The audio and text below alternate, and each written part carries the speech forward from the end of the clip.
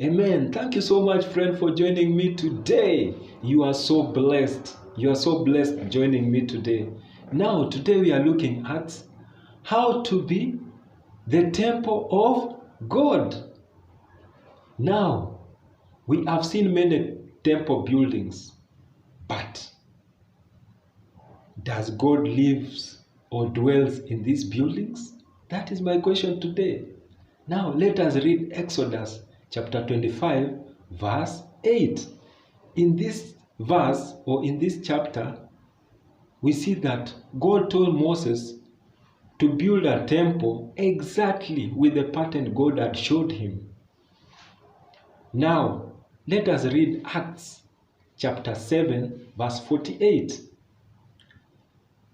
In this verse, we see that the Most High does not live in houses built by human hands. So, what kind of house does God stay in or dwells in? Let us read 1 Corinthians chapter 3, verse 9. We see that we are God's building. We are God's temple. It is us who is God's temple. So let us prove this by seeing the book of John chapter 2 verse 19. It says, in this, Jesus was telling his disciples and the people around that place, destroy this temple and I will build it.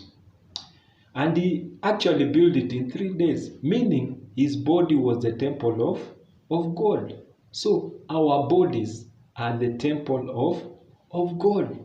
God dwells in us.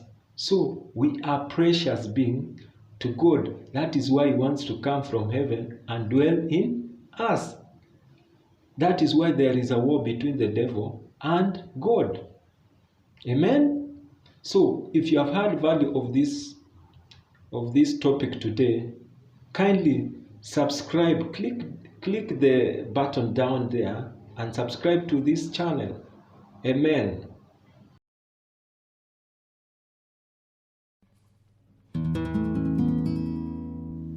This is one of the buildings which are in Ivory Coast. This is a big building, a church building in Ivory Coast with the biggest capacity. And this one is in Barcelona, one of the cathedrals in Barcelona, which hosts a lot of people and congregation. So it is one of the biggest and the tallest in the world.